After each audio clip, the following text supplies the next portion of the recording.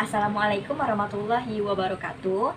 Perkenalkan, nama saya Singgir Anasari, NIM 1905 113755. Di kesempatan kali ini saya akan membahas atau mengambil materi mengenai Republik Indonesia Serikat. Pembahasan pertama di sini saya akan membahas mengenai apa itu RIS atau Republik Indonesia Serikat. Jadi, Republik Indonesia Serikat atau RIS itu dibentuk pada tanggal 27 Desember 1949. Yang mana pembentukan RIS ini merupakan wujud kesepakatan antara pihak Belanda, Indonesia, Wijencom for Federal Overleg atau yang singkat menjadi BFO dalam konferensi meja bundar, yang mana pada saat itu kesepakatan disaksikan oleh perwakilan PBB, yaitu United Nations Commission for Indonesia. Nah, RIS ini diketuai oleh Presiden Soekarno dan Muhammad Hatta selaku Perdana Menteri. Sejarah dari Republik Indonesia Serikat ini meliputi bagaimana proses terbentuknya RIS, konstitusi RIS, serta permasalahannya dalam pemerintahan Republik Indonesia Serikat. Selanjutnya mengenai bagaimana latar belakang dari pembentukan RIS. Nah, berawal dari Belanda yang ingin menguasai Indonesia, berusaha mendirikan beberapa negara-negara seperti negara Sumatera Timur, negara Indonesia Timur, negara Pansundan, dan negara Jawa Timur. Nah, sejalan dengan usaha Belanda tersebut, terjadilah agresi militer satu pada tahun 1947 dan terjadi lagi agresi militer 2 pada tahun 1948. Yang mana hal tersebut mengundang keprihatinan dunia, sehingga PBB mendesak pemerintah Belanda untuk memerintah Indonesia untuk melakukan beberapa perundingan yang dikenal sebagai konferensi meja bundar. Nah, dalam konferensi meja bundar itu dihasilkan 3 buah persetujuan pokok, yaitu yang pertama mendirikan negara Republik Indonesia Serikat, kedua penyerahan kedaulatan kepada Republik Indonesia Serikat, dan yang ketiga mendirikan uni antara Republik Indonesia Serikat dengan Kerajaan Belanda. Nah, selama berlangsungnya konferensi meja bundar ini di Den Haag, dibentuk pula Panitia Ketatanegaraan dan Hukum Tata Negara, yang mana panitia ini dibentuk untuk membahas rancangan konstitusi sementara Republik Indonesia Serikat. Inti dari pembentukan negara Republik Serikat ini yang pertama karena adanya perpecahan pada agresi militer Belanda kedua. Kedua, adanya penangkapan Soekarno dan Muhammad Hatta dan beberapa sejumlah tokoh penting lainnya. Yang ketiga, jatuhnya ibu kota negara kepada Belanda.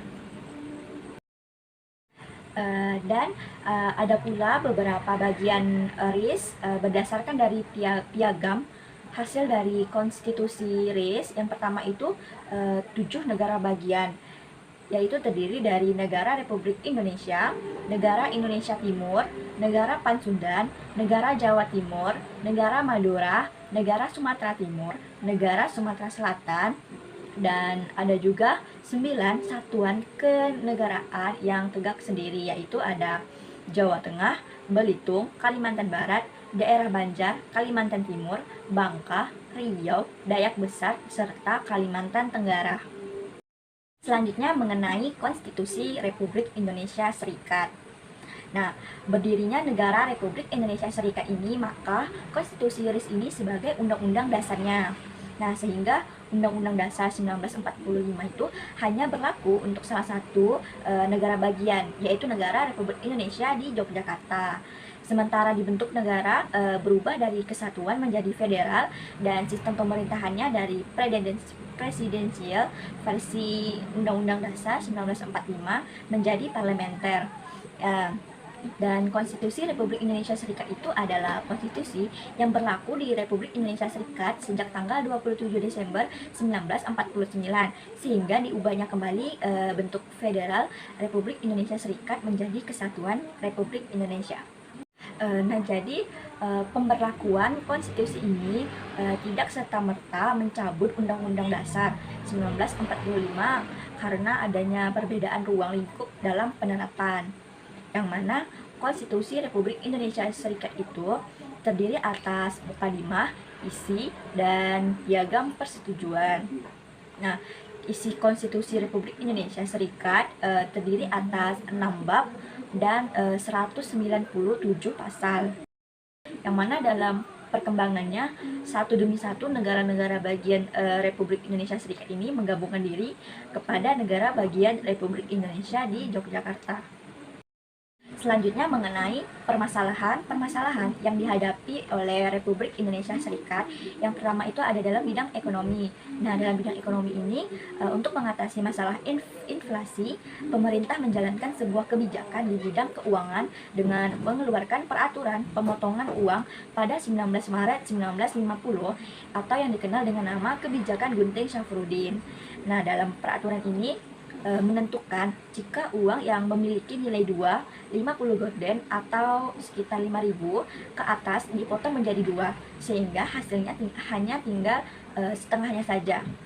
Nah, meskipun banyak pemilik uang yang terkena dampak dalam peraturan ini, tetapi pemerintah sudah mulai bisa mengendalikan lajunya inflasi supaya tidak cepat meningkat. Di samping soal keuangan ini, ekonomi juga bisa diperbaiki karena meletusnya perang Korea, perdagangan ke luar negeri menjadi meningkat, terutama untuk bahan mentah seperti karet. Nah, kemudian dengan meningkatnya ekspor, otomatis pendapatan negara juga ikut meningkat. Yang kedua itu ada dalam bidang kepegawaian. Masalah utama juga terdapat pada bidang kepegawaian ini, baik sipil maupun militer, yang mana setelah perang jumlah pasukan harus dikurangi karena keuangan negara yang tidak mendukung. Mereka harus perlu mendapatkan penampungan apabila pemerintah ingin melakukan program rasionalisasi.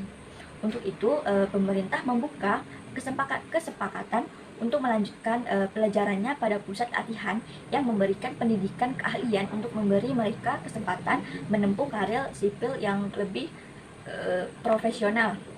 Selain itu, usaha transmigrasi juga dilakukan. Meski demikian, masalah kepegawaian ini belum bisa diselesaikan oleh pemerintah Republik Indonesia Serikat sendiri. Nah, pembahasan selanjutnya mengenai pembubaran dari Republik Indonesia Serikat. Jadi pada tanggal 8 Maret 1950, pemerintah Republik Indonesia Serikat di Jakarta mengeluarkan Undang-Undang Darurat Nomor 11 Tahun 1950 tentang tata cara perubahan susunan kenegaraan Republik Indonesia Serikat. Yang mana berdasarkan undang-undang tersebut, beberapa negara bagian mulai menggabungkan diri dengan Republik Indonesia di Yogyakarta. Negara bagian RIS pun hanya tinggal Republik Indonesia, Negara Indonesia Timur, dan Negara Sumatera Timur. Pada tanggal 19 Mei 1950 juga diadakan perundingan antara pemerintahan Republik Indonesia Serikat yang diwakili Muhammad Hatta setelah mendapat mandat dari Negara Indonesia Timur dan Negara Sumatera Timur dengan pemerintahan Republik Indonesia yang diwakili oleh Abdul Halim. Yang mana perundingan itu menghasilkan kesepakatan bersama yang dituangkan dalam piagam persetujuan yang berisi pertama itu RIS dan RI sepakat membentuk negara kesatuan berdasarkan proklamasi kemerdekaan 17 Agustus 1945. Dan yang kedua, RIS dan Republik Indonesia itu harus membentuk panitia bersama yang bertugas menyusun Undang-Undang Negara Kesatuan. Pada tanggal 21 1950, pemerintah RIS dan RI berhasil menyepakati rancangan Undang-Undang Dasar Kesatuan. Pada tanggal 14 Agustus 1950, parlementer RI dan Senat RIS mengesahkan rancangan Undang-Undang Negara Kesatuan menjadi Undang-Undang Dasar sementara tahun 1950. Namun sehari kemudian, Presiden Soekarno membacakan piagam terbentuknya NKRI dan dinyatakan mulai berlaku pada tanggal 17 Agustus 1950. Dengan demikian, sejak 17 Agustus 1950, negara RIS secara resmi dibubarkan, yang mana bertepatan dengan peringatan Hari Proklamasi Kemerdekaan Republik Indonesia yang kelima dan digantikan menjadi Negara Kesatuan Republik Indonesia. Sekian pembahasan saya mengenai Republik Indonesia Serikat. Sekian, terima kasih. Wassalamualaikum warahmatullahi wabarakatuh.